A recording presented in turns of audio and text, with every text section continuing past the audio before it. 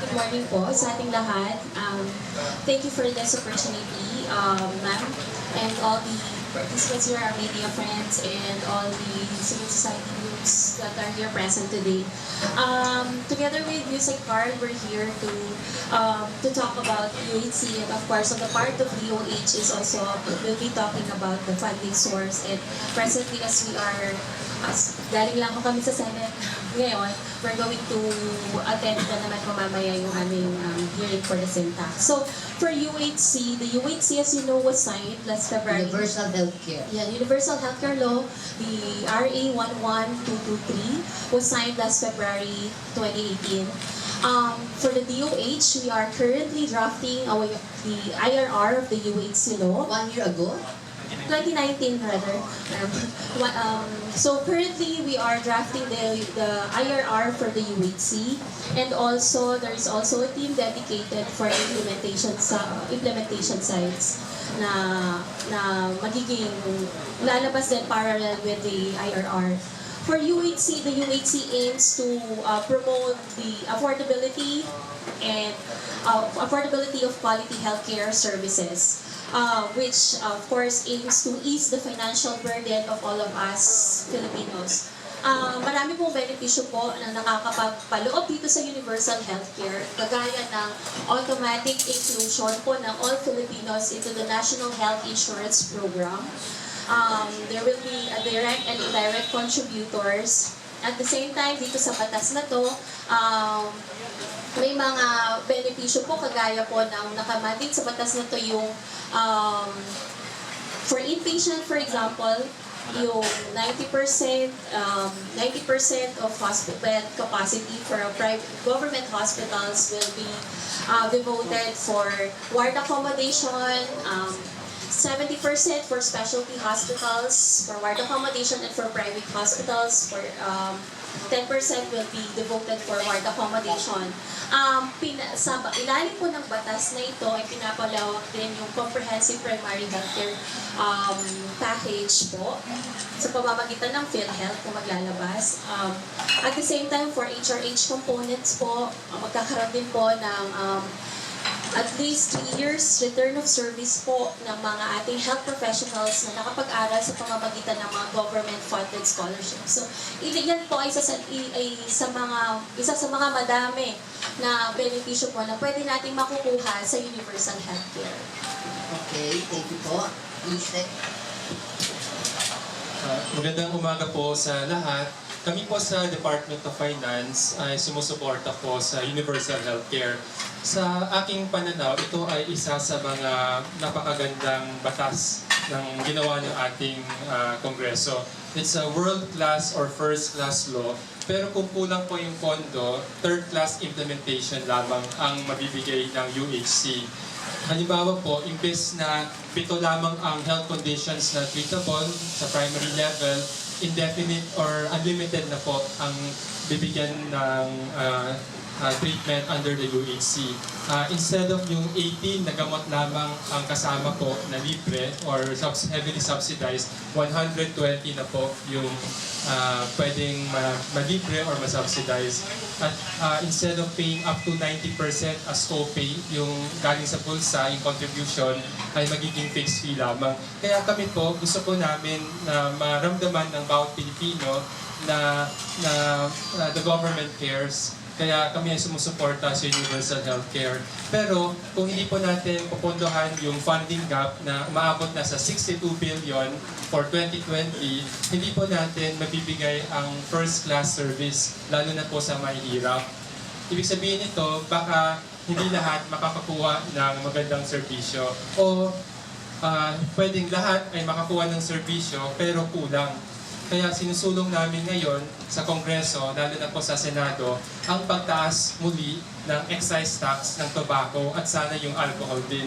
Ano po yung excise tax? Ito ay dagdag na buwis na pinapataw natin sa mga bagay na nakakasama sa kalusugan o sa kalikasan. At lahat po ng studies ay nagsasabi na smoking is really bad.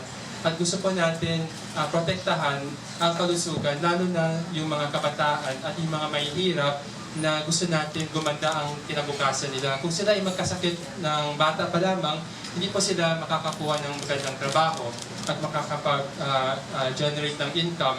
At kung may sakit po sila, baka yung kanilang anak at apo ay madamay din. Kaya ang universal or sin tax na sinusulong namin, dalawa po yung layunin. Una po, mabawasan ang consumption ng tobacco.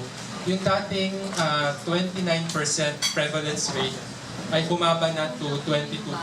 Pero yung last 2 years, tumataas po. Ibig sabihin po, habang lumalago ang ekonomiya natin, kumikita ang bawat Pilipino, yung ating excise tax ay hindi na humahabol sa sweldo ng karaniwang Pilipino. Kaya they can afford cigarettes. Pangalawa po, gusto po natin bumaba din yung binge drinking ng alcohol. Siguro, baka moderate drinking may be okay, pero may health studies na nagsasabi na hindi rin siya mabuti. Pero paano po kung ma-aksidente ang anak nyo or mabangga yung anak nyo dahil sa binge drinking at yung mga may very heavy drinkers, yung cirrhosis, liver disease, ito ay apektado din. At yung huli po, gusto po natin mabawasan yung deaths due to these sicknesses kasi 500,000 deaths ang may iwasan natin kada taon kung may pasa po natin ang increase sa tobacco at sana yung alcohol din. At lahat po ng pondo na makukuha po natin sa alcohol and tobacco excise tax, lahat po mapupunta sa universal healthcare para matulungan ang bawat Pilipino na may sakit na gumaling at yung mga walang sakit ay mabigyan ng preventive healthcare. Ang tobacco excise tax ay nasa Senado ngayon.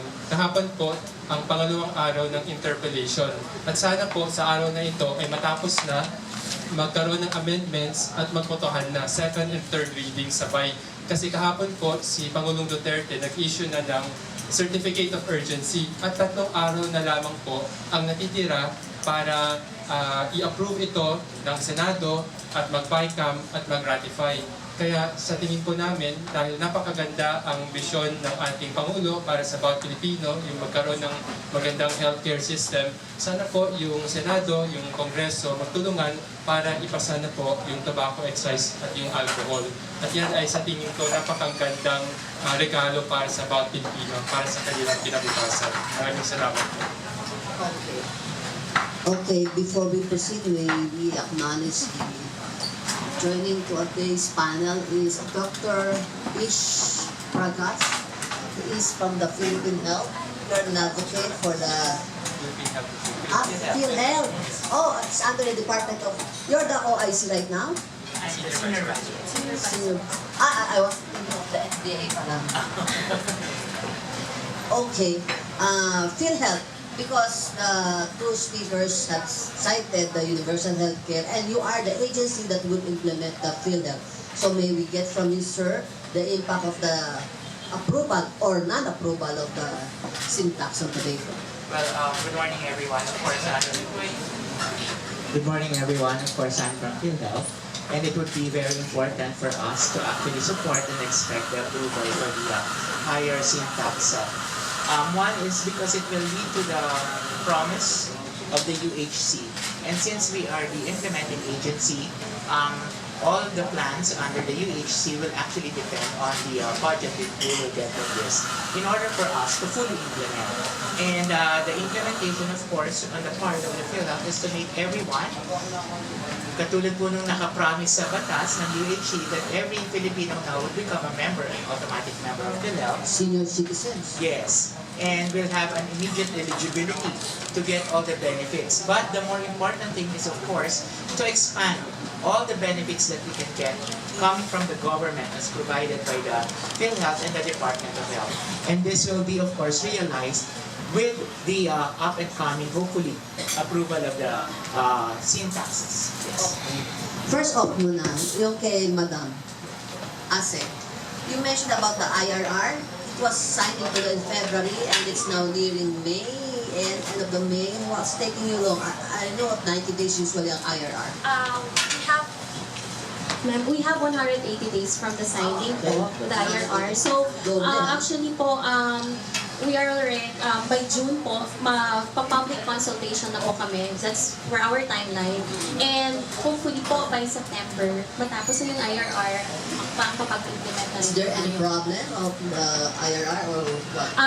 Wala naman po, ma'am. Ang nangyayari po ay may mga TWG for divided. Ethical one. Yes. Ethical one. Naka-divide naman po for example, may naka-focus po for regulation, governance, yun. So there are focused TWGs. But of course, there is overall po na in charge for the UHC IRR drafting po. Ano yan yung mga stakeholders kasama? Yes, of course. So, Kasama pati po. Tobacco industry, of course. Lahat po ng mga mga involved po na pwede namin ma-invite and stakeholders, all public po. Advocates. Yes. Okay. May makasamahan po tayo dito na nandito ngayon. They're invited po. Kasama po lahat para Okay. sa public consultation po. Okay, you just announce it when and where. Yes, ma'am. So, no, wala pang public consultation right now. By June, ma'am. By June. Malapit na, in the few Yes. days. Usec Karl Chua, you said there are still 3 days within which the approval may come to pass. But unfortunately, I'm sad to inform you, June 5 is declared a holiday. So we will minus 1 day from the Hindi po. Naka-factor na po yan. Kasi yung session today, Monday and Tuesday, Okay. 3 days. So sa Wednesday, yung June 5. Bycam na yun. Ang maganda po sana mangyari, Oo. today po, matapos yung interpellation, Second and third reading, approve. amendment, and second and third reading kasi may certification of urgency. Okay. Ngayon, sa Monday, since nagsabi po si House Speaker, they are ready to adopt the Senate version, the Okay. letter they sent to Senate President. When? So baka yung Bago yan, this week po, Okay. there's a letter po. Oo. Because the House already passed the alcohol, the tobacco, and all the tax reform. Oo. Pero yung Senate, siyempre cannot handle all. Oo. So sabi po ng House Speaker, they're ready to adopt the Senate version. So I think the bycam will be simple, Oo. and then they can ratify on Tuesday. So I think the schedule is just right if we help each other. Okay. So, kaya pala, inalis yung tobacco part from the syntax package ng alcohol and tobacco. So, DOF agreed to that. Single na lang tobacco muna for now. Hindi naman because if I may clarify, Oo. ang ginawa po kasi ng House and Senate, hiniwalay Silang ang mismo. tobacco, isang bill, Oo. ang alcohol, isang bill. Oo. So yung sa House, last December, naipasa na nila both alcohol and tobacco. Oo. Yung sa Senate naman, umaandar naman yung alcohol, pero wala pang committee report. Oo. Pero yung tobacco, may committee report at Oo. nadala na po sa plenary. Oo. So yan po ang hini-hear ng plenary ngayon. Pero sana, they can include as amendment Oo. the alcohol. So, pwede pang ihabol yung alcohol ngayon today. Pwede naman or sa bycam if they want. Ano ba It is proposal sa alcohol naman? Well, yung proposal po sa alcohol, alam mo po, yung syntax kasi, dalawa po yung components, Oo. tobacco and alcohol. Oo. Ang nangyari po kasi sa 2012 syntax law, yung tobacco, mas mataas yung increase, yung Oo. alcohol, mas mababa. Oo. So, naiwan yung alcohol. Mm. Kaya ang ginagawa po natin ngayon ay hinahabol natin yung alcohol para mapondohan yung funding gap ng universal healthcare. How much is alcohol? Kasi with staggered na yun sa tobacco, alcohol naman. Ang sinabi po ng House, ang average price kasi for alcohol is around 25 pesos per liter of Oo, excise. oo, yes. Ang proposal ng House, i-increase closer to 30. Okay. So, DOF proposal. ang DOF proposal is 40. Oh. Opo. Oo. So, pero yung House has 30, pero may increase naman every year na moderate. So, ngayon, ang nakita po namin, pag tobacco lamang kasi, remember, we have 62 billion funding gap. The Senate tobacco can contribute 15 billion. So 62 minus 15, may mga 40 plus pa na po Matitira, na. oo. Kaya inisip po namin, sana yung alcohol masama din. Kasi Oo. kung hindi, either we have less service or less quality, or we have to get money from other projects. Ano ba Kawawa explanation? din. Ano explanation sa Senate? Ba't hindi ulay nila yung alcohol? Well, kasi sa hearings, marami Oo. rin gini-hear. Oo. Di ba na BBL and Okay. price clarification. So understandably, marami So, silang what would gini-hear. be the final version of the alcohol? DOF proposal well, o isang House proposal? Well, yung DOF proposal, hindi naman bill. Ah. So, our starting point po is the House Na version. 30 and gradually increase over the So, yan po period. yung sana pwedeng i-consider ng Senate as amendment kung okay po sa kanila. So, Ngayon up to today, their that wisdom. will be resolved today. Today or maybe the BICAM. Okay. Kasi our interest is not so much the revenue, but how the revenue can be fully used to fund universal healthcare. Okay. So, as I've said in the introduction, you have already the strain law is now already producing the much needed money. But now you came up with the universal healthcare na additional without that was not funded in the 2019 budget because it came too late. How come hindi na foresee yung mga ganitong mga bagay? Naghahabol kayo lang naman sa last minute. Okay, actually, Marichu, clarify ko lang, na-foresee naman. That's why, pagpasok po namin in the first 100 days of the government of President Duterte, we proposed already an entire reform comprising 5 packages. Oo nga pala. Package 1 is trade, Okay. package 2 is the fiscal incentives, package 3 is Yung the trabaho. property valuation, yes, package 2 trabaho, package 3 property valuation, package 4 financial taxes, and package 5 the health taxes. So, yung package 5, ang tawag ngayon ay 2 plus kasi nauna na siya. Kasi yung universal healthcare, mas mabilis yung pag-approve. Oh, yeah. So, kaya The name sabi of namin, health. kailangan i-advance na natin yung package 5. Oo. So, ang nangyari po sa trade, may pinasok na konting increase sa tobacco. Pero yung universal healthcare, yung dinedebate last year, napakalaki yung requirements. It's 257 billion. So sabi namin kulang. Kaya na-foresee naman namin, pero kailangan na namin ngayon i-advance yung package 5 na naging package 2 plus para sabay sila. Okay. Ang nakalagay dito, ang original, Finance Secretary Carlos Remedios was quoted saying, ang calculation nyo, as much as 1.44 trillion will be needed for 2020 to 2024 for the UHC. Tama. Yung 257 first year. First year. Pero kami sa government, we do a medium term. So for the first 5 years, 1.4 trillion. Ang kailangan. Opo, ang sure na may pera ngayon, 1 trillion or 200 billion per year. One-third yung- na ng pang-atin? One-third na ng budget? 1 trillion ang sure. At for 5 years yan, not 1 year, 5 years. So ang sabi po namin, saan natin kukunin yung extra na 420 billion, which is 62 billion in the first year. Ang sagot po, sana sa sin taxes. Kasi yan yung angkop. You want to fund health, you get it from those that harm health. Oo, yes. And the Department of Health, on the other hand, is not naman, you have also your own budgetary problems. And you have your own priorities. So, how do you now weave into your priorities itong latest universal healthcare na pumasok February? For the budget po na pumasok, ma'am, meron naman po kaming naka-allot para dun sa universal healthcare dahil pinactor in naman po ito noon nung ginagawa yung batas at in-expect natin na may pasa ito. So meron naman po kaming budget na although hindi nga po yung sapat, pero at least for ginagawa namin for the advanced implementation side na pwede namin magamit. Ako ng impression ko, yung government hospitals ang priority ng Department of Health on that universal healthcare, di ba? Kasama yun, di ba? Yes. Para po dun sa service delivery network po, ang focus muna sa ngayon po habang sa first year implementation is really for government hospitals. Oo. Sir, PhilHealth.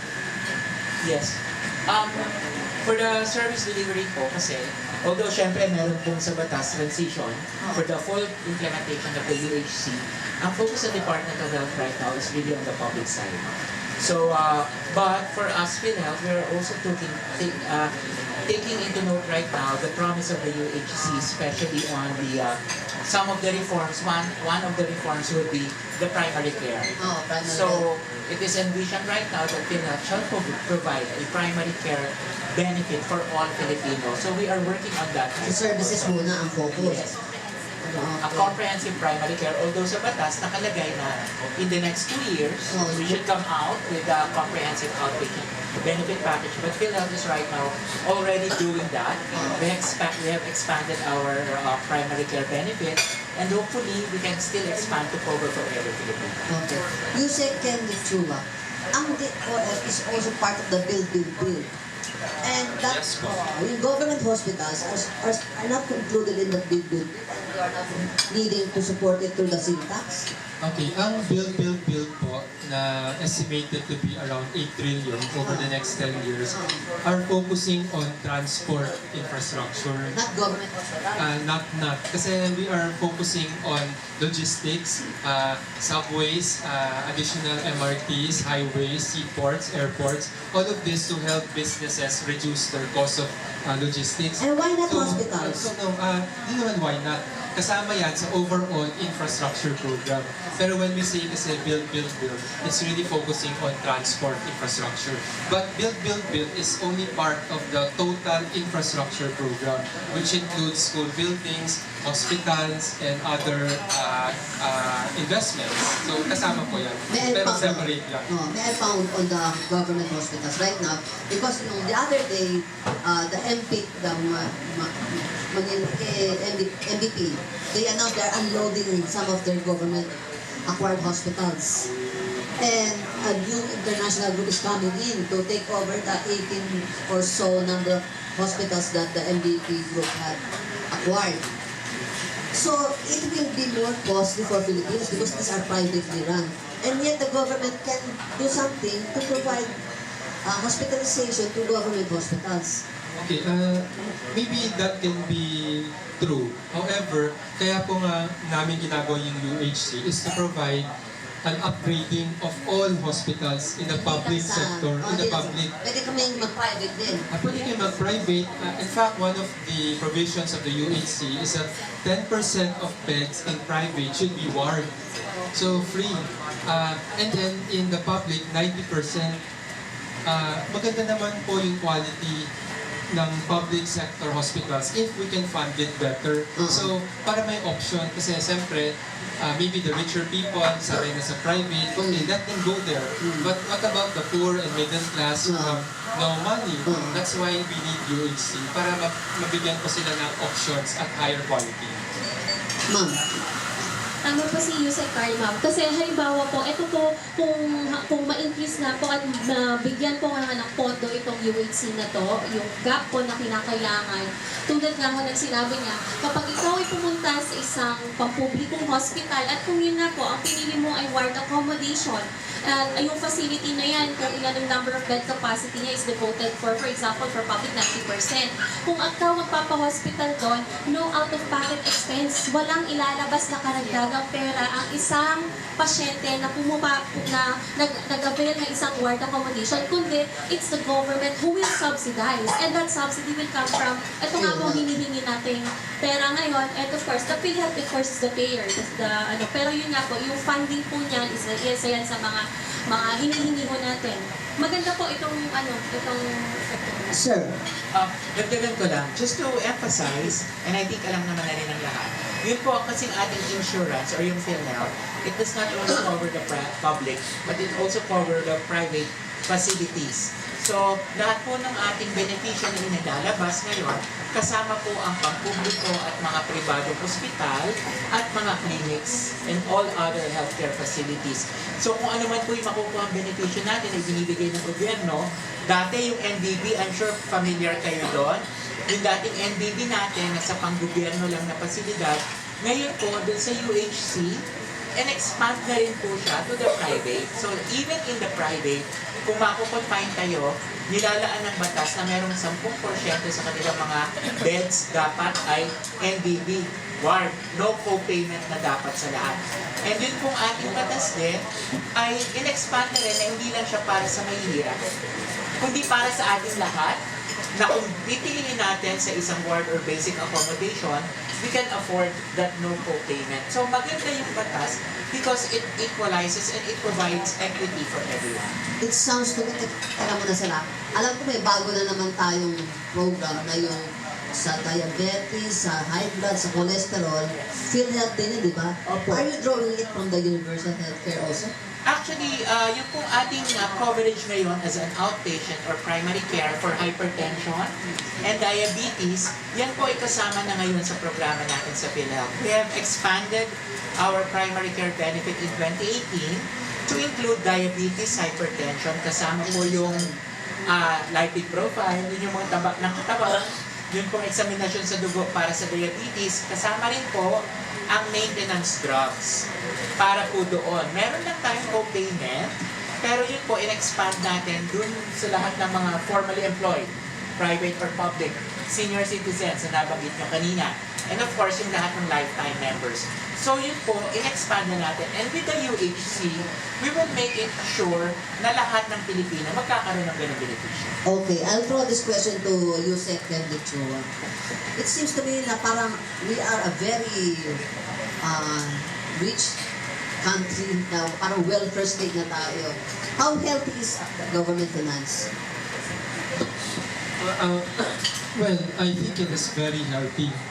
And the testament to that is the credit rating upgrade we got 2 weeks or 3 weeks ago. Standard and Poor's said that instead of BBB, BBB+, that is one notch below A. Ibig sabihin, we are almost at the stellar or parang desirable level wherein the international creditors believe that we are fiscally responsible. I'll give one example. In the last US dollar bond offering, the Philippines paid 110 basis points above the comparable US Treasury. So what does that mean? Kung ang US ay nagpapautang, let's say, ng 2% or 3%, dagdag lang tayo ng 110 basis points or 1.1%. So napakalaking savings. You know, Marichu, 15 years ago, when we had the fiscal crisis, we were paying almost 500 basis points. So can you imagine the savings? Okay, number 2, our tax and revenue collection continue to increase, partly because we are addressing smuggling, and the mighty tobacco cigarette is the evidence of that. Number 2, the Bureau of Customs exceeded target last year. The tax to GDP effort is increasing, and despite supposedly a higher inflation, which is very moderate compared to what other countries last year, we are growing at 6.2%. So our debt to GDP, net of intra-government borrowing, is also falling. So all this show that we are fiscally responsible. And to be responsible, we cannot go on and have unfunded loss like UHC. Ang dami natin unfunded loss. Someone has to pay kasi hindi naman pwede libre from heaven lahat. So ang sabi ko namin, dapat yung may kaya, mas malaki yung contribution. At yung may hirap, tulungan through the universal healthcare. I'll throw back to you again. Sabi mo, smuggling na curve. But apparently, there are still so many smuggled cigarette coming into the country in Bulacan, in Kapihan, Subic. The reason why we know is nahuli po natin. Kasi technically, kung hindi natin nahuli, hindi natin alam na may smuggling. The BIR has a strike team. So, what it does every week or so is to get tips and raid with the BOC, the NBI, and the local police. There have been 15 mission orders, and we have basically confiscated and raided fake cigarettes, fake stamps, and cigarette making machine. When you combine everything, kasi each cigarette machine daw can make 200 sticks per day. So once nahuli mo yung machine, you prevent future smuggling. The total amount based on those na nahuli namin, abot ng 8 billion in excise tax na save. Kasi kung hindi mo nahuli yan, nawala na yan. So, we told the Senate yesterday, yes, we know that when you raise taxes, the incentive to smuggle is there. But it doesn't mean we're not doing anything. We run after mighty tobacco and we ask them to pay 30 billion. And then under the new ownership, they're paying 2 billion peso more per month in excise. And we have the mission orders to continue the strike team's raid of smuggled. So tuloy yan. 2 questions. When you say tips, do you give them reward? for I really don't know kasi this is the POC. I will ask them. But sometimes hindi mo mahalata mo may bahay o may warehouse na may unusual activity. Nakikita ng barangay captain o ng police or minsan Philip Morris will complain. So those are the tips or information that led to this raid. So nakikita natin that there is progress. yung sinabi mong 8 billion na confiscate, what do you do with this 8 billion worth of smuggled We cigarettes? destroy them. Witnesses to that? Yes, it is publicly destroyed. How do you destroy it? Burning and smashing. Okay. So hindi na kayo environmentally compliant ba kayo? I think the DNR is a witness kasi may task force to do it properly. Interagency You task have to do it force. legally. Okay. So, the government's finances are healthy, so it's very good news. And unfortunately, the quality of healthcare naman is still not going as good as it can give, no? Ma'am, ano po naman ang worst case scenario if you do not get it approved this week or before the 17th Congress adjourns? What will now happen? Patuloy pa rin naman po natin ibibigay kung ano yung dapat at nararapat na serbisyo po para sa ating mga kababayan. Yung sinasabi mo ninyo na yung quality po, not as good. Meron po kaming mga scorecards po para na ginagawa at talagang pinupukpok mo kami ng aming secretary na specialist na kami yung mga frontliners. And kailangan namin mag-provide ng quality at maayos na serbisyo. In fact, kailangan namin mag-extra mile kasi ito health, ito yung pinag-uusapan natin. Yeah. Subalit syempre nga po, it will be unfortunate po kung sakali man po hindi man po may kakulangan mo May tayo. backup plan kayo, contingency plan. Patuloy pa rin, meron naman po, patuloy pa rin naman po, kailangan namin mag-deliver dahil mandato ho namin yan. Kailangan namin i-deliver yan. Pero para for us to fully realize the UAC, we're really asking the support po na sana po maipasa nga po itong excise tax para sa ganun mapunuan po ng sapat yung ating funding requirements para po hindi po kulang ang pwedeng maibigay para sa package na pwede natin maibigay. At the same time, makapag-improve kami ng mga infrastructure, mga medical equipments na kinakailangan para matugunan yung mga pangangailangan na ating mga kababayan. And you have revived Usec Karl to do the Yes. fight, di ba? Because this is a health measure po. Ito po kasi it's not just out of whim na gusto mong i-tax, maghanap ka ng funding source, tapos hanapan natin sigarilyo or alcohol. But this is a health measure. Marami pong nagkakasakit dulot ng sigarilyo, ng alak. At ito po nakaka-contribute din po sa pondo ng gobyerno sapagkat kung isang pasyente pupunta sa isang hospital, may subsidy po ang PhilHealth, may package po para dyan. Kapag bumaba po yung consumption, bababa din po yung mga may sakit, hindi po ito. Okay. Marcy, dagdag lang po. Usec. Ang problema kasi po natin ngayon, kulang yung primary healthcare facilities natin, lalo na po sa layon, sa bayan, sa probinsya. Far-flung So ano areas. po ginagawa ng may sakit? May sakit na po sila, babiyahe pa po sila sa syudad o sa PGH, pipila sila, ang haba ng pila, at sila ay hindi natutulungan. So malaking bahagi ng universal healthcare is to ensure that every barangay and rural areas get a barangay health station or rural health unit para primary care can be provided para hindi lumala. Kasi ang problema po natin, diretso po tayo sa specialist, where that doesn't need to be the case. So, if we are able to fully fund UHC over the next 5 years, we can install primary healthcare where they should be. So that pag may magsasaka ng may sakit o mag-misla or worker, they have a doctor, a generalist who can help them. Okay. I'm gonna ask you this question, hard question, Usec. I know, nabanggit mo lang na inflation.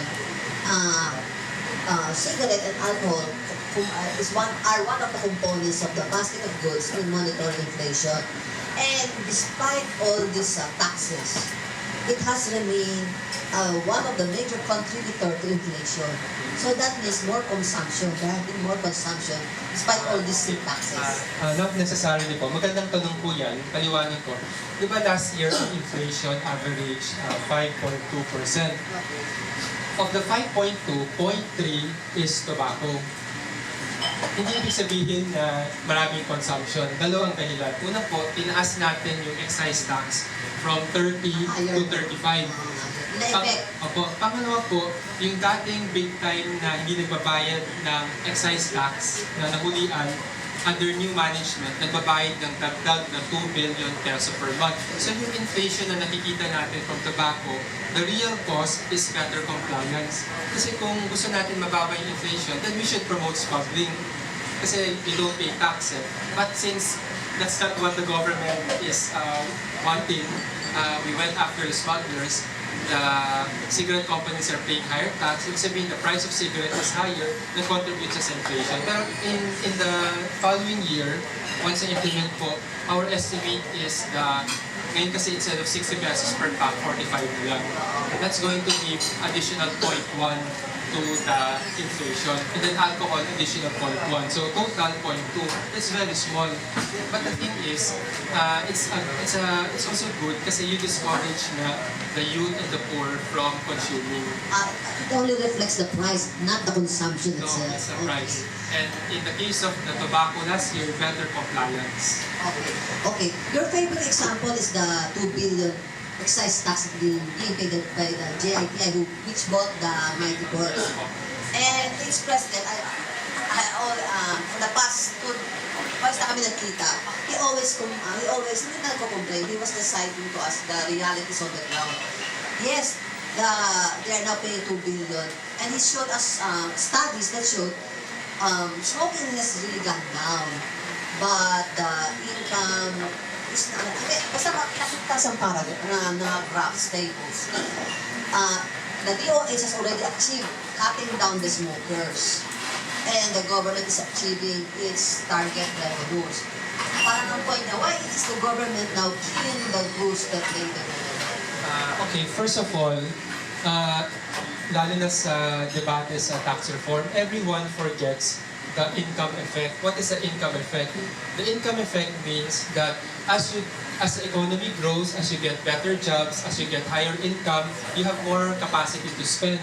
So, even if we are increasing the tax, kung hindi humahabol siya sa income growth, people will continue to buy those bad products. When you go to the UK, to Singapore, to Japan, Europe, the consumption of cigarette is also high. Maybe because of addiction, and their prices are very high. And the reason for that is income effect. What we saw in the last 7 years since we passed the sin tax is that initially, pababa yung prevalence of smoking. Pero since 2015, tumaas na, nag-reverse ang prevalence. Bakit? Kasi yung pagtaas po ng excise tax, bumabagal na. Kasi na-hit na natin yung 30 and then 4% increase. Pero the average income of the Filipinos are bigger. Why are they bigger? First, the economy is growing. Even poverty fell from 28 to 21% last year. Unemployment and underemployment, if you check the Philippine Statistics Authority, is falling. We gave 111 billion more money to people's pocket because of the lower income tax. And we gave 22 billion in unconditional cash transfer. We gave for this. So, unconditional, yung to compensate the increase in trade. So, and then free tuition, free education. Kaya sabi ko, welfare state na tayo, napakayaman natin. So in a way, the purchasing power of the people are higher. That's why if you go to McDonald's, the malls, they're making business even if inflation is slightly higher than normal. So, okay, so going back to the argument po ng tobacco industry, yes, if you increase the excise tax, it will dampen consumption, but that's really the purpose. But if you do not continuously increase, as income grows and people get richer, they will have more disposable income. So they will buy more. So dapat humahabol tayo. And more importantly, paano naman yung may sakit at yung mahirap, tulungan naman natin. Hindi lamang yung concern natin ay nasa industry or sa farmers, the far majority are the people who are sick and in need of help. That's the price of success. That's a trade-off, but we can help them naman in other ways. We can help the farmers and the workers precisely through the universal healthcare. Last topic before I open it to the floor. Now that you are capturing the tobacco, there's now the alternative to smoking, e-cigarette or yung mga vapes. And I was informed that you are, the secretary has already told you are currently studying. So, what's the alternative na sa health-wise and finance-wise? Si Ma'am muna. Ma'am. Yes, actually ma'am, meron kaming AO na ilalabas po na covering itong mga e-cigarettes. Wala pa pong mga pag-aaral pa lang po naman yun ang mga lumalabas. Kaso ang hindi naman po 100% pa na napapatunayan na itong mga vaping or mga e-cigarettes ay isa cessation Smoking. cessation mechanism to stop the smoking. So, pero we support po yung kahapon po na nasabi po ni Senator Recto na bakit nga hindi natin tignan itong e-cigarette po. We support that po kasi una sa lahat You mean taxes on e-cigarette? Yes. Yun yung sinusupport mo? yes, na tignan yung aspeto na yan kasi po kung yung pag-aaral po ay sinasabing hindi naman po talaga ito cessation measure sa paghinto ng pagsisigarilyo, at the same time, may mga pag-aaral din pong lumabas na instead of na nagsisist yung addiction for cigarettes, for instance, nagiging health risk po siya. So, just read it on Twitter, meron ako ganun. meron pong lumalabas pa sa ganun na... So what is your AO about? It's for the registration ng mga engaged in the business of in that kind of Registration business. to which agency? Sa FDA po. FDA. But FDA is not into medicines and... Covered po. Ano po kasi ito? Di ba consumer good ang cigarette? That should be left to the DTI. Oo. Ano po kasi siya, meron po siyang health impact and at the same time, yung kasing yung component po ng vaping is Nicotine. Nicotine. May mga Na-cover flavor po pa daw, ng- di ba? May mga flavor. Na-cover po ng FDA. Yeah, yung liquid. Oo. Tapos parang yung USB naka-charge. Sabi nga pa din Yeah. I heard na yung June na sa Amerika, the number one e-cigarette right now has 4 flavors. Virginia tobacco, mango flavor, milk flavor, cucumber, Kasi ito, yung nicotine to replace, kasi may mga para-addiction nga yung nicotine. And the carcinogenic tar na-remove. So, hindi pa rin lumalabas yung AO. For signing na po. Meron na po. Usec, ano ang finance, projection nyo sa e-cigarette vapes? Una po, hinihintay po namin yung DOH, WHO, and the health experts to tell us what is really the health impact. Kasi it's our new product. We have to be very sure of the impact. Once we know, then we will determine the appropriate tax Kung rate. syntax siya or what? Well, okay, we have to wait. Kasi presently, they pay tax, which is the VAT. VAT only. These The products, excise. the vape and the e-cigarette are not cheap. They're yeah, mahal. much more 3,000 expensive. daw. So Electronic eh. they currently pay tax so long as it is smuggled. So the question is, should we add an excise because of the harmful effect? So once we know, then we will propose it. Okay, the floor is now open to your questions, ladies and gentlemen. According to seniority, Miss Solvancy. Solvancy sa Manila Bay. From the beginning na magkaroon ng ganyang taxes on sin taxes, ang una kong nakitang grupo na nagprotesta ay tobacco farmers. Bakit ngayon parang they're absent in the picture or hindi mo halos nadidinig? Out of the factors that contributed to this political leadership, Okay. The North remembers. Opo, yes. Magandang tanong po yan. Dati po ay nagko-complain ang tobacco farmers. Pero let me give you the reality today. 15% of all sale tax, of all tobacco collection goes to the provinces producing tobacco, and majority are in the north, Ilocos region. And you know how much po ang 15% ngayon? 17 billion. So they have a lot of money that they can use to improve their livelihood, their infrastructure, shifting to other crops. Siguro that's one way na baka hindi sila masyadong maingay. But there are some concerns.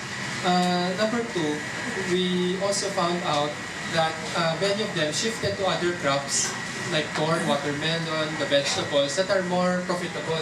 Kasi ang average income ng tobacco farmer, according to the Family Income and Expenditure Survey, is only 150,000 per year. But the 17 billion divided by 32,000 farmers is 500,000. So ibig sabihin, technically, the money they get is even more than the income if properly used. So yan yung binabantay namin to make sure they benefit. So yan po yung siguro one reason. And the farmers say na instead of spending it on infrastructure, which includes barangay stations, basketball courts, multi-purpose center, even fountains daw, what if i-direction na lang yung tulong sa farmers, which we're open to review? Hindi rin kaya, hindi rin kaya dahil allied yung mga leaders ng Norte, allied sa present national government. Siguro, another contributing factor is the President himself is a staunch supporter of this reform. He wants to kill smoking ha, di ba? Kasi Well, there's some disease, Burger's disease. So, the President is very popular, 80% popularity rating, trust rating. So, nakakatulong din yan. And Number one people seller trust siya. him and believe in his intention.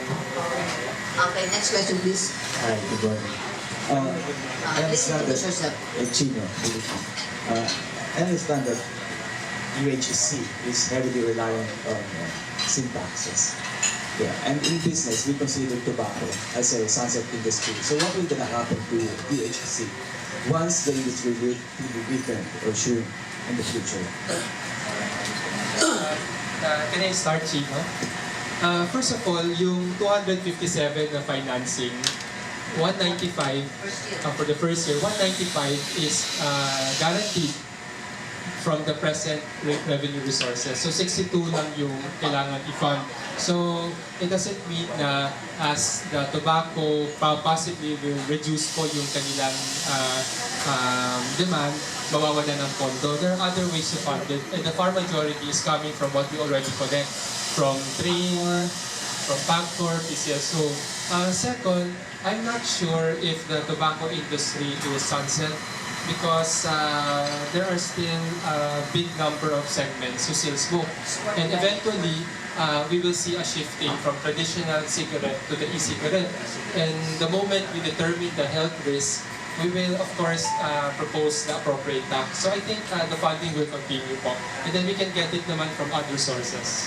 Hindi lang po yung sin tax. Yeah, yun nga po tulad ng sinabi ko kanina, Sir Chico, ay, rather, is that meron naman po kaming i-continue pa rin naman namin yung mga servisyo namin. May mga existing health facilities programs pa rin naman, mga HPEC projects namin, may mga programa kami for mga programa sa DOH, patuloy pa rin naman po yan. Subalit nga po kung hindi nga po may papasa, makukulangan nga po talaga yung budget para sa full implementation. There will be implementation because there will be sources naman na budget sa DOH, from PCSO, PAGCOR, syntax collections. Yan po naman yung magiging fund po namin. What we're talking here dun sa hinihingi mo namin sa excise tax is to fill in the gaps and to sustain po yung ating funding para po sa long term na effect nitong UHC. So, yun po yung Sorry. Gino, on the delivery side of the services, of course, there are promises for the UHC na nakapaloob dito. So what we can do really is to recalibrate on the expansion of the services that is provided doon po sa nasa batas. But of course, this is a promise of the UHC.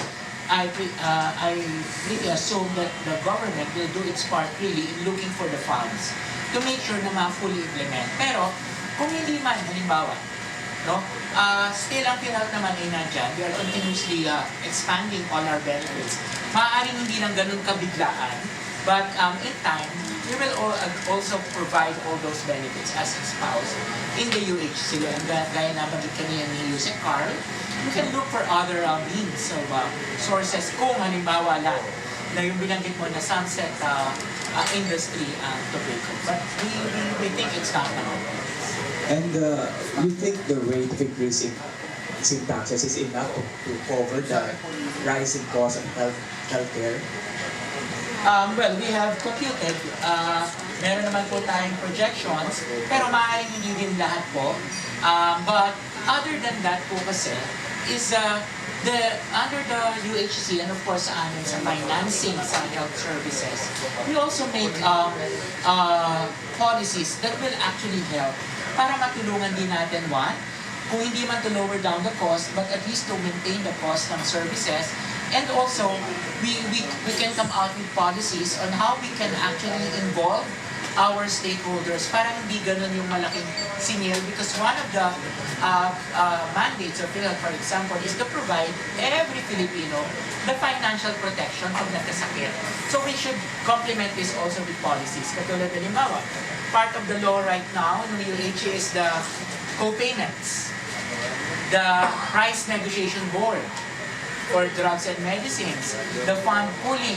So meron pong mga ganong mechanisms also that will help us naman po make sure na yung pong rising healthcare cost ay matatapatan din ng PhilHealth, for example, and the Department of Health. Last question related to ECO.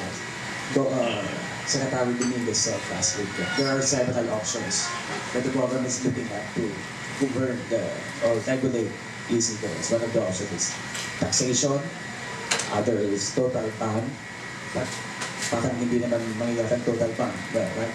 So you're parang in the future you see na magkakaroon ng shift ang pondo ng UHC shifting from combustible cigarette to e-cigarettes. And one thing is certain now, that the government will impose excise tax on e-cigarettes. Ang question lang is, how much and when?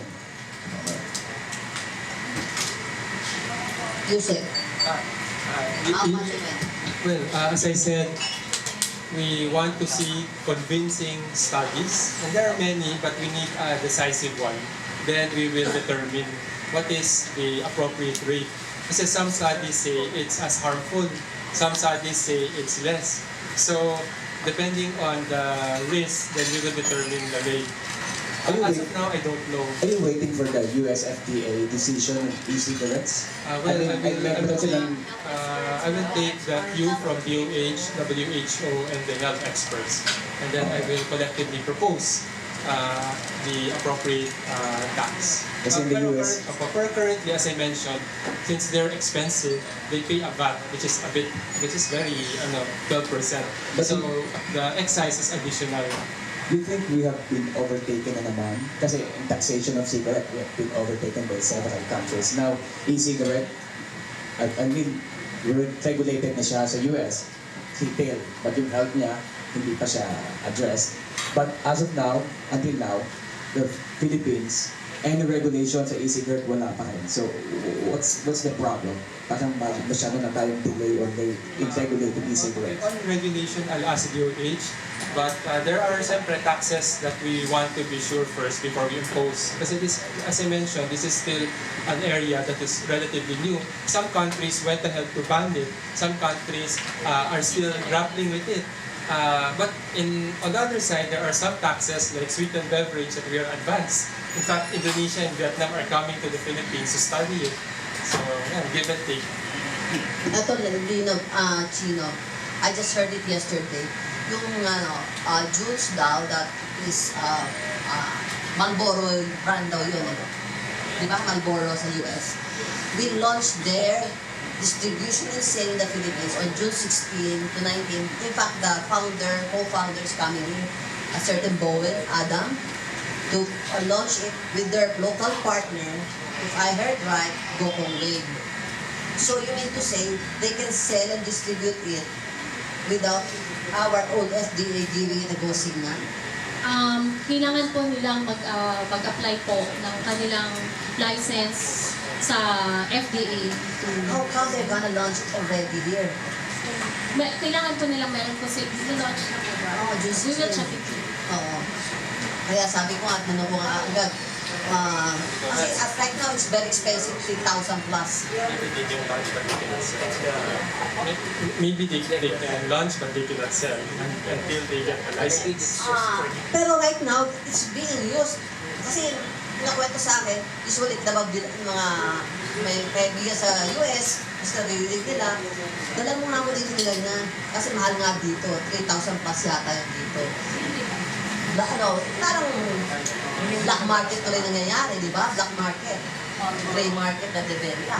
Pero I was told it will be distributed and sold in Philippine stores like Ministan, 7-Eleven, and native ka na. On regulation, I will defer to DOH. Okay, Definitely we will look into that, ma'am, and we'll coordinate with the FDA and look into it. Sila.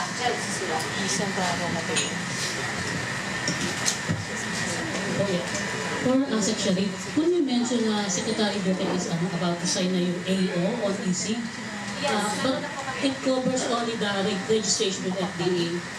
Yung smoking ban, The ban po kasi, although the World Health Organization Framework Convention on Tobacco Control had already recommended for the ban or regulation of this kinds, e-cigarettes. So there's no total ban but more of regulation lang po muna yung ating gagawin.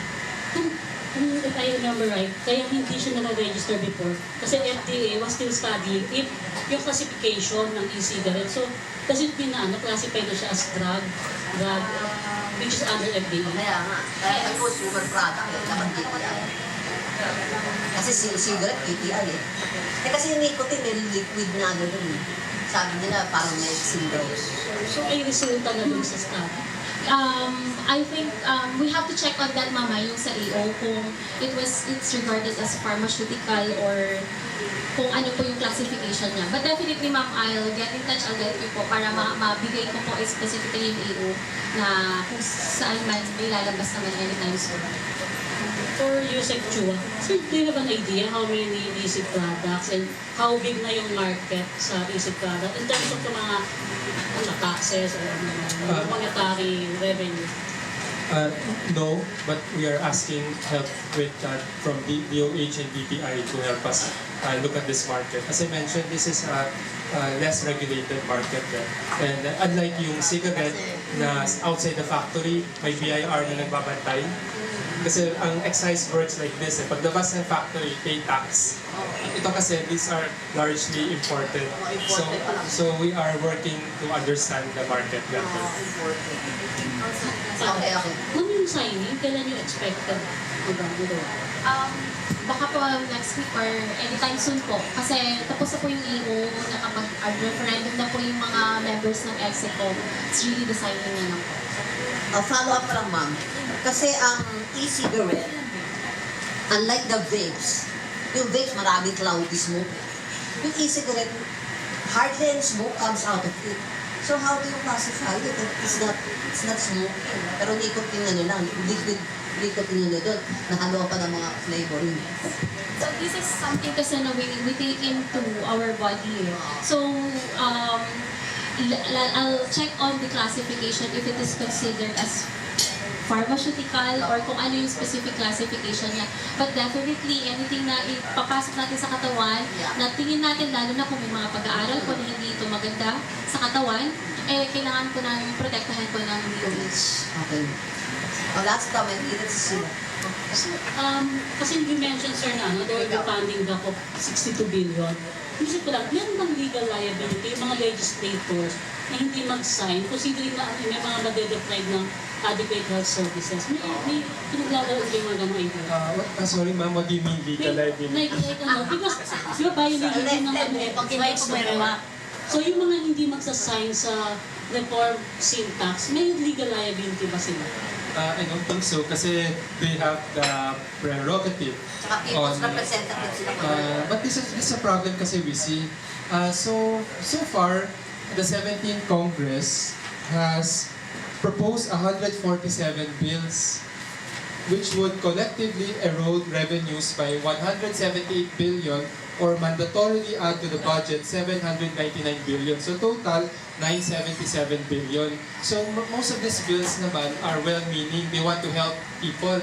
Pero what that means is, if you don't propose an adequate revenue source, they will be unfunded if they become law. And for a so good law, which is a UHC, to be unfunded, we cannot take it. Kasi this is a top priority of the government and we have 62 billion gap. So what we're saying is, sana Congress can see the need to fund the very law that they pass by using the next 3 days productively to pass the alcohol and tobacco. Rika from Manila Bay. Rika from Manila Bay. Question. Are there implementing rules na that tackle the amount of help or assistance a person will get according to etiology regarding health history ng patient? Kasi for example, paano kung may history of alcoholism or drugs ang tao, so will they get the same PhilHealth benefits or the same given the same treatment? We provide same benefits for everyone. So No? regardless. Regardless po. But I'd just like to inform also na from our data, for example, we have paid a benefit of around 7 billion for smoking-related diseases for 2018. So, ganun kalaki rin yung from our insurance side na inilalabas because nagkakasakit yung tao, smoking-related, no? Indirect or directly. Pero para sa PhilHealth po, yun pong sa ngayon, ang ating policy is of course, we have the same benefits and a unified benefit schedule for everyone. Okay, we have here Ralph de Goliagon of Health Justice Group. He's an NGO on advocacy for anti-smoking. Magandang araw po. Ralph de Golacion from Health Justice, an NGO. We are very supportive sa DOH and DOF. Maraming salamat po for leading this advocacy on increasing tobacco tax. As we speak, we still have 1 Filipino dying every hour because of cancers. We need to call our senators to approve today. Sana po, the session this afternoon, we need to call our senators to approve increasing tobacco tax. Kasi yung discussion po for the past 2 days has all parang paikot-ikot. It has been addressed several times already. And I think we feel na as we prolong the discussion, we are also putting more lives of people into danger because of smoking. And we are supportive as civil society and we call our senators. Sana po sa mga kaibigan natin sa media, we urge our senators to pass our tobacco tax increase today. Yun po. Marichu, may dagdag po ako. You know, in my last 3 years of pushing legislation, sometimes we request certification of urgency. What that means is the second and third reading can be sabay on the same day instead of waiting 3 days when as the Constitution mandates. This is the first time in my experience that we requested the certification of urgency with complete documentary evidence on Monday, kasi yan yung na-sign and yung na-sign yung committee report, and the next day, Tuesday, the President signed a certification of urgency. So the speed and the urgency even from the President clearly shows na this is a top priority now. So I hope nga with everyone's support, we can work together and move this in the last 3 days. Okay, ma'am. Yes po. Thank you po sa mga sumusuporta ko para sa aming isinusulong ngayon na itaas po yung excise tax para sa alcohol, tobacco. Ano po namin, for us to fully realize po yung magandang batas po na ipinasa ng ating Kongreso, we really have to, we really need your support and of course encourage our legislators para may pasa po ito sapagkat gusto natin matamasa ito. The aim of the universal healthcare is really to ease the financial burden of all of us, sa ating lahat mga Pilipino. So, may ease po ang ating burden financially. We can aim for the financial protection if we have funding.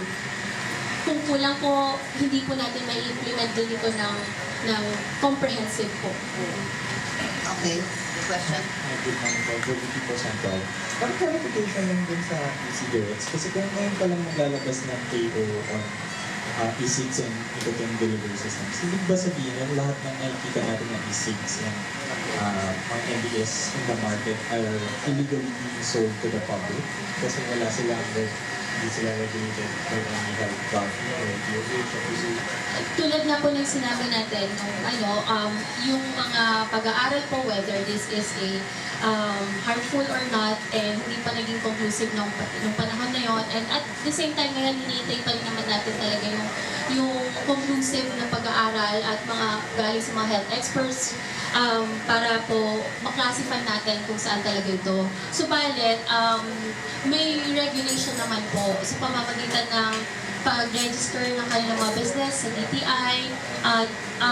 They are also taxed na by way of value-added tax. parang dun yung area nila. Pero when later on, titignan na natin tulad ng sinabi ni Usec kung ano talaga yung conclusive na kung anong measure, kung pwedeng kung magta-tax sila for excise or not, nasa pag-aaral pa. So, case your purpose, I understand by 2024 yung contributions na members natataas by up to 5% as ang monthly salary. So, ibig sabihin, if I'm earning 100,000 a month, in a year, ang magiging contribution ko ay 60,000. So, yes, isn't that too steep considering na yung mga HMOs natin usually nasa 30 to 40 lang nakaka-contribute? Well, for one, kaya nabanggit mo nun, at is provided in the UHC law right now for the direct contributors. Pero kung matatandaan nyo rin po, kahit yung lumang batas ng PhilHealth, ang nakalagay na talaga doon na ating maximum premium is at 5% of your basic salary. But we have not in any way implemented that. We retained until 2.75% for the last 20 years.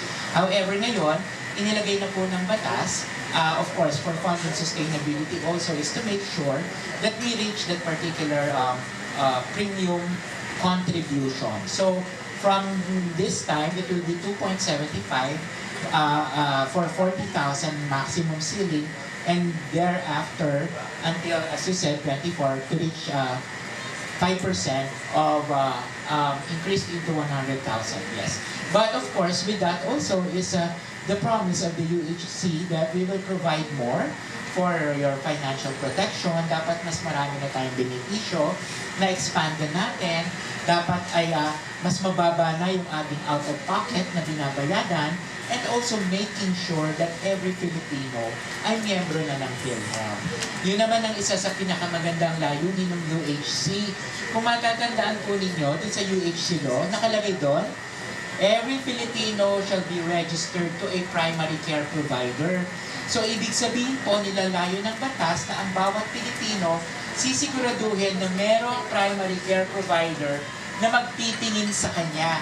So, dapat sa huli, wala na po yung mga laging pinag-uusapan na may mga Pilipino na namamatay, na hindi man lang or nagkakasakit na hindi man lang nakikita ng isang healthcare provider. Because the law now provides na dapat ang bawat Pilipino is registered to a primary care provider na kung merong mararamdaman, dun muna agad siya pupunta. Okay, next question. Okay. Pat Santos, Chile. Ma'am DOH, Sorry lang, just to add, the 5% premium increase that for the direct contributors, hatian po yun ng employer and employers din. So 50-50 pa rin siya. Sa DOH, ma'am, ito, waiting lang. So, Tribune, Pat Santos. Ma'am, ako I'm covering the beat ng City of Manila. Manila has 6 public and city-owned hospitals. Kada makausap ko mga directors, hirap na hirap sila sa operation yan because yung napakaliit ng funding, itutugma mo sa demand ng pasyente. Kung saan sila ng idea to semi-private. Kasi hindi kaya ng pondo ng city government eh. Devolve ang health, di ba? Devolve ang...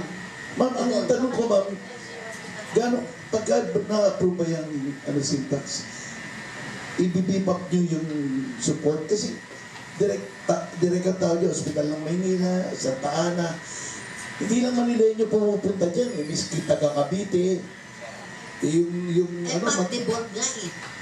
Ma'am, hindi, city government ang mag-ano niya. Kasi nga devolve. Pero I mean, yung sa DOH, so, May tutulong daw ang DOH, National Government. sa funding, ma'am, as far as funding.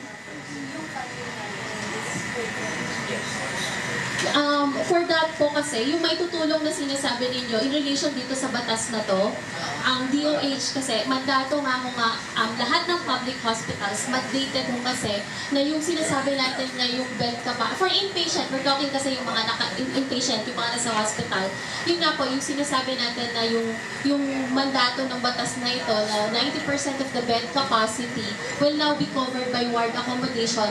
Now, if the patient will opt to avail of the ward accommodation, no out-of-pocket expense po. Wala pong ilalabas na pera yung pasyente para sa kanyang hospital fee services, kundi it's going to be the PhilHealth who's going to be subsidized, who's going to pay for the hospitalization fees. Nagdagin ko lang. Ang nilalayo ng UHC rin ngayon ay to form public-wide system or city-wide system health. And ngayon, ang sinasabi doon, yung lahat daw po ng pera na ibabayad, for example, ng PhilHealth, all those income derived from payments of PhilHealth shall now go to, sa sinasabi ng batas, a special health fund. At yung special health fund na yon will now be used by the whole health system. Ibig sabihin, ang sinasabi ko ngayon doon sa batas is magkakaroon ng retention for the money derived from, for example, from PhilHealth for the use of the health. So technically po, yung pera ngayon ay lalaki para magamit at masuportahan yung operations. Because doon sa batas, sinasabi na it will now be put into a special health fund intended directly for health services. So we can say, sir, na pera ng city government, budget po sa isang hospital, the counterpart of PhilHealth directly. Yun pong counterpart na binabanggit nyo would be income derived from PhilHealth na yun po ay bayad namin sa mga reimbursements ng mga na-hospital. So yun po yung Sa atin pasyente, Opo. not totally the hospital. Yun po ay binabayad po natin sa ospital. Okay. Para sa pasyente. Para sa pasyente. Nire-retain na naman. Ano naman yung pamangkin ko nagtatrabaho sa Santa Ana Hospital? Ang PhilHealth delay daw payment sa kanila. 3 months at least daw. Okay. Ganito po. On the national, we had problems before, but with efficiency measures right now, in 2018, we ended up having turnaround time of paying of 20 days. Kasi nagkaroon na po na tayo ng mga e-claims and all. So kami po, just remember also that we start processing the claims once they have filed it to us. So hindi after the discharge ng pasyente. But on the national average po, we have now been paying for 20 days, and for 2018 we have paid more than 120 billion pesos. Ngayon, meron din pong issue, ang ating pong pagbabayad ngayon, hindi na po cheque. Ginawa na rin natin siyang ATM. So mas mabilis na rin and diretso na po. Ngayon, meron din po mga issue, and that is, this goes for all other hospitals and other stakeholders. Meron po kaming system na ginawa, yung portal sa mga hospital, Yun po yung tinatawag natin portal. Meron po yung module na reconciliation module. You can check anytime the claims kung bayad na po or on process. No? Even the doctors po, they can check kung bayad na po or on process para alam po ninyo kung nabayadan na rin po. Okay. Last question. I'd like to ask a question to Carl, to Usec Karl. Usec Karl, our total obligations rose to 7-8 trillion, from 7-8 trillion pesos from 6.8, right? Trillion pesos, our total obligations. Total obligation? Yes, yung utang. Utang ng bansa. Utang ng mga Pilipino na babayaran natin. Kaya nagtataas kayo ng tax. This is in support of infrastructure development. Would you consider studying the Singapore system where they issue patriotic bonds for 50,000 Singapore dollars payable within 50 years to support a lot of plans of the government?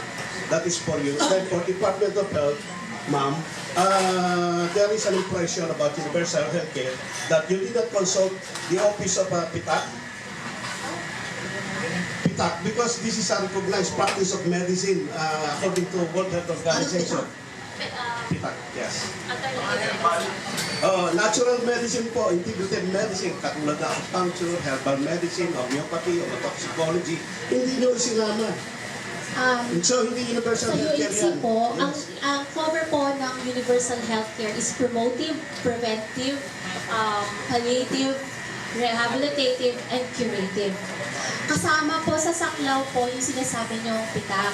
Subalit po, meron naman pong ginagawa, kasama ho sila sa national objectives for health, yung na ang PITAC. Meron lamang po kaya nga nilang isubmit na hindi po nag-isama. Pero yung scorecards, yung mga plans, yung mga plans nila na kailangan pong isubmit sa DOH. So bilang po ang PITAC po, parte naman po ako sa board na tumitingin doon, ay kasama po doon. Sinabi ko sa kanila na kailangan na natin ito isubmit immediately because we really want to cover it. Kasama po ito. In fact, I told the DG to coordinate po with the TWG. They were even, as I was informed by DG Annabelle, she was even invited to give a paper or for definition ng particular provisions sa IRR. So kasama po ito. Isa po sa mga objective natin, eventually po, ay makasama talaga ito. At in fact, din pa pag-uusap namin ng PhilHealth, magkaroon po ng package naman for that. Diba? At hindi po sila isinasawalang bahala, kundi kasama po yan at isinusulong po natin kasama yan. Yung mga alternative medicines, kasama. Kasama po yan. Sa universal healthcare, opo. Thank you very much. Salamat. Sir, sa tanong niyo po, una po, ang tamang term po ay borrowings or debt, hindi obligation. Tama po kayo na tumataas po. And yung proposal na Marawi Bond is simply another way of asking people to be patriotic. So the idea is there. Pero the more important issue I want to highlight is that it doesn't mean na kung nag-increase po yung debt natin from 7 to 8 trillion, that's something to be concerned about. As the economy grows, marami po tayong pangangailangan. And so long as we have the revenues to pay it, and we have very good credit rating, we will continue to borrow so that we can invest it and the return is even more. So long as the economy is growing fast, that is a way to show na yung returns mataas. Halimbawa po, we are borrowing for infrastructure. We're not borrowing to pay our debts. We're not borrowing to pay salaries. This is all for infrastructure and the returns are very high. And another way to look at it is, yung bata po ako, ang utang ko 100 peso kasi bibili lang ako ng fishball or ng almusal. Pero ngayon, I need a house, I need a car. So, ang utang ko, 1 million. Pero it doesn't mean that it's alarming because my needs are different. And so long as I have the income to pay it and the banks agree and the creditors agree, then I think it's a good idea kasi you're using all these borrowings to finance important investments. So lang po. Okay. Before the last question, tingnan mo na, meron na papa-announce dito. After the Kapihan Manila Bay, the National Sin Tax Coalition will hold a press conference day, May 29, Wednesday, 11 a.m. at Hotel Jen, right across the CCP. The invited speakers are the following: Dr. Antonio Dans, UP College of Medicine Professor; RJ Mercado, Action for Economic Reforms Researcher; Gerard Tapudo, Youth for Syntax Member; and Ka Erning Ocasio, Activo Ilosanto, isang bayan member. Okay, last question from Aya Yupango. Hindi, tatanong ko lang. May napapatanong dito. Dito ba sa pinupursige natin syntax law? Kasama raw bang, may discount daw ba yung mga senior citizen pag bumili ng sigarilyo at alak? Wala. Wala na. Saan pwede sa nagot? Alam mo, magandang tanong yan. Aalamin ko, pero sana wala. Kasi kawawa naman yung tanusugan yun. Kung may discount pa siya, alak at sigarilyo. Katuwiran ng mga nag-using senior citizen. Ito na nga lang ang kaligayahan namin. Tutuloy na ba? Baka yung kaligayahan nyo sa pansamantala lamang. Sana mas matagal pa yung buhay. Masyado ba yung nakasandig doon sa syntax na sigarilyo at alak? Ay, paano tumigil lang yung manigarilyo at pag uminom ng alak, pagsara yung mga pagawa ng alak? Dapat tayo kukuha ng pondo. Well, ganito po yan. Gaya po ng sinabi ko kanina, may dalawang effect kasi sa pag-determine ng consumption. Ang una po, yung presyo. Tumataas yung presyo kung may dagdag na buwis. At yan ang magpapababa sa consumption. Pero, tumataas yung consumption kung may dagdag na kita o na sweldo or income. At since tayo ay lumalago at tayo ay may mas magandang kinabukasan, yung mga bata na magiging workers ay mas may kaya, sila ibibili rin. So hindi ibig sabihin na magsasara. In fact, yung pinakamayaman ng bansa, yung napakataas yung presyo ng sigarilyo dahil sa tax, yung Singapore or UK or Japan, sila ay patuloy na nabubuhay. Ay yung industriya ay nandyan pa rin. Maganda yung universal healthcare na yun. Kaya lang, hindi ba kami lugi doon? Kami rin palang papasan ng yung pondo nyo. Kami rin palang mamamaya ng papasan eh. Di ba kaya, mabuti pa, huwag na lang natin ipasa. Bahala namin yung bagamot sa sarili namin. Huwag lang magtaas yung presyo ng sigarilyo at alak. Okay, yan ang comment mo ha. Sandali lang, may 14 questions dito from GMA 17 na Panganiban. Free dialysis for the indigent patients. Reaction sa bill. Ilan ang public dialysis centers ngayon? Ilan kaya ma-accommodate na patients? May mga itatayo pa bang bagong public dialysis centers? Ilan mga daragdag na patients na kayang accommodate? Magkano gastos ng PhilHealth sa dialysis? Ano magiging papel ng DOH sa kidney transplant pag naging batas? Magkano gastos na sasagutin ng gobyerno per patient? Haba nun ha, GMA 7 ha. Sige na ko ng talent ito. Okay. Ma'am, sino sasagot? Tsaka PhilHealth. Alam ko sa Manila, city government, yan ang legacy ni President Mayor Joseph Estrada. Sa Santa Ana, o saan? Sa Tondo, yung San Andres Bonifacio. San Andres. Gat Andres Bonifacio. Libre, pati medicine ng dialysis. Only in the Philippines. Sa Manila, available kay courtesy, legacy ni Mayor Joseph Estrada. 48 dialysis sessions. Ang machines, 48 dialysis machine, tapos free ang session, di ba? Pati medicine, okay? Ready na po ba kayo sa examination? Ilang beses sa isang linggo yan, depende sa Okay, habang nabasa pa nila, meron din padala si Maris. Okay. Currently po, pagdating sa PhilHealth, we have accredited around 349 freestanding dialysis clinics. But of course, yun po yung mga freestanding. Pero ang mga ospital na accredited po natin, meron din po silang mga sariling dialysis services na nasa loob ng mga ospital. No? So, hiwalay pa po yun. Sa ngayon po, we cover around maximum of 90 sessions for dialysis. Yan po, 90 per po, 90 sessions. Yes po. That's around 2,600 per package. But of course, alam naman natin ang dialysis can be done or should be done like twice or thrice a week. So ang sinasabi po ngayon ng kaibigan ay sana ay mabigyan na nating lahat, which could either be 120, depende po sa pangangailangan. So ngayon, ano po nangyayari? After po the 90 sessions, they can go actually to PCSO and ask for the next, for the additional. Pero alam nga po natin at nabanggit po ni Usec Karl at saka ni Usec Grande na Ngayon, yung PCSO money for that will be shifted now to PhilHealth as part of the Universal Healthcare Fund. So ngayon po, talagang pinag-aaralan din natin on how we will actually expand the coverage for the package ng ating dialysis. Yun pong kidney transplant, sa pagkakaalam, kung hindi pa po natin alam, sa ngayon po ang coverage ng PhilHealth under our Z-Benefit package or catastrophic package is 600,000. So for our premium na ibinabayad for 10 pesos a day, technically po meron na tayong mataas na benepisyo sa PhilHealth na around 600,000 for kidney transplant.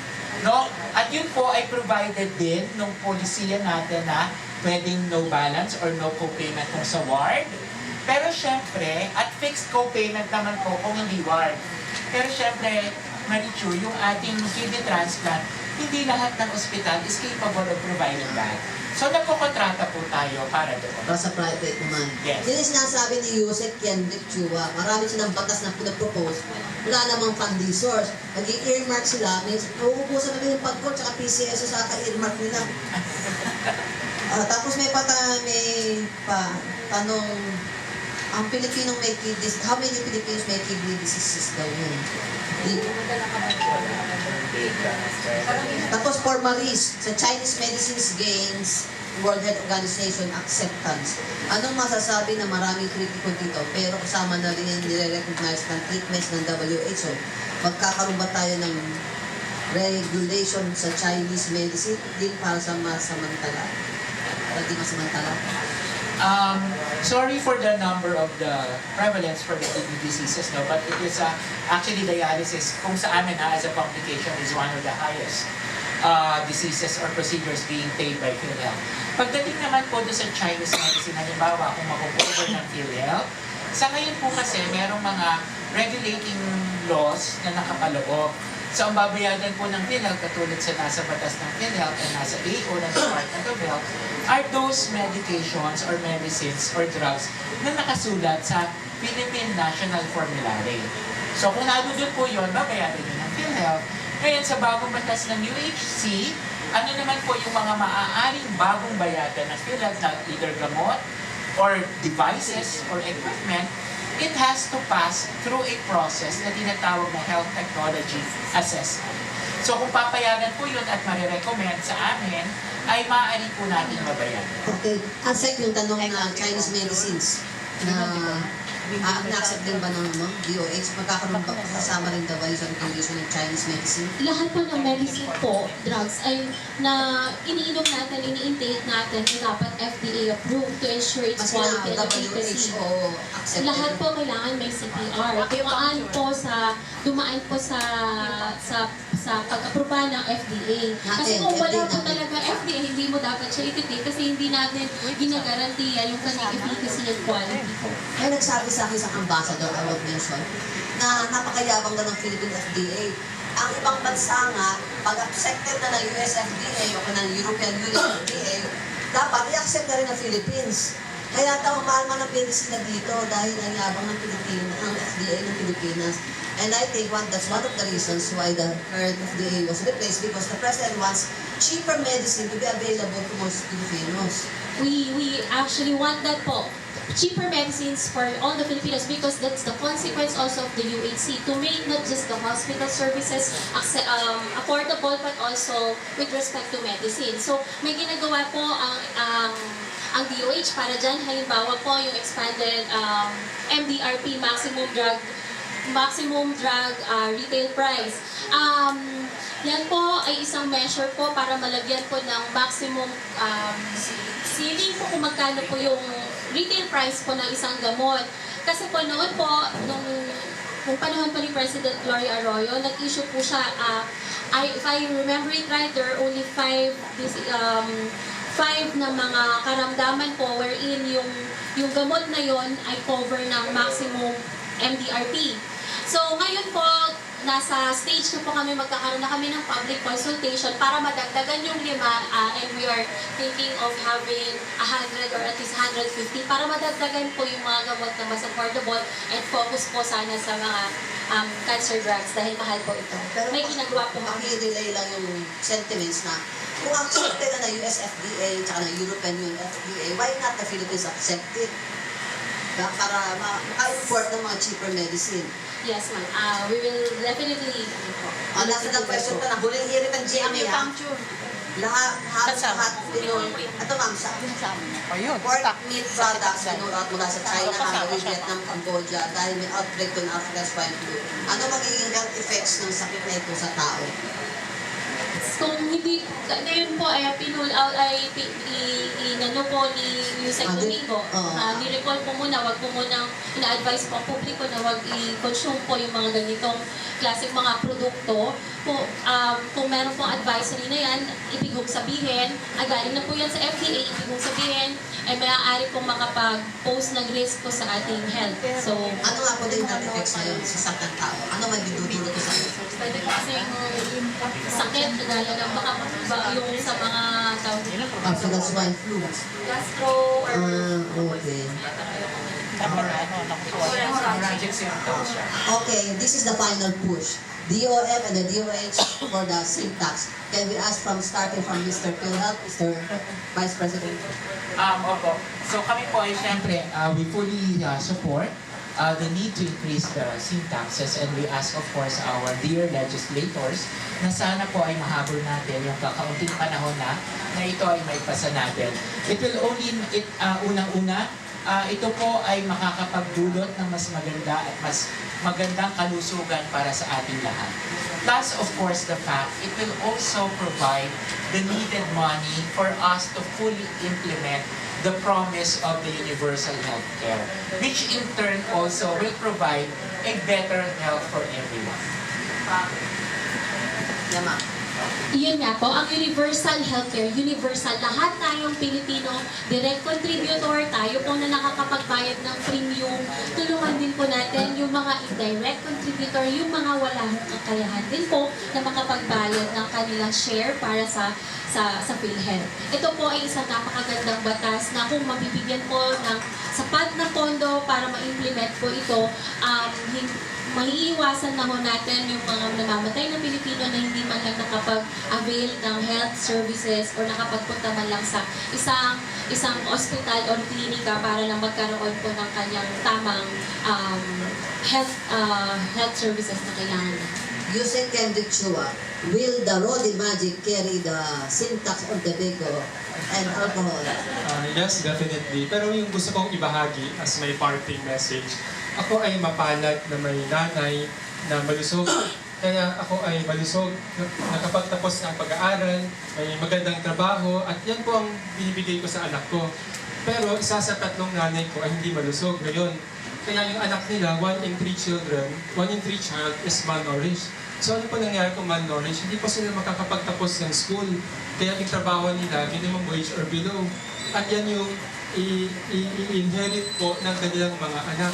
Kaya tigilan na po natin ito. Let's give every Filipino child, especially the children and the mothers who are malnourished, a chance for a better life. So we need the universal health care fully funded, and we hope every one of us in civil society, the media, the industry, the farmers, and the ordinary people will work together as our legislators to consider this higher objective. It's not just about the revenues, it's about giving every Filipino a more decent and healthy life. Kaya sana the last 3 days of Congress, we work together to have this approved by CAM, ratified, and the President signed into law. Thank you. On that note, I would like to join the 3 guests today in their call for the passage into law of the syntax on tobacco and alcohol, and hopefully they keep their campaign promise to be elected officials of the land. Thank you very much. Okay.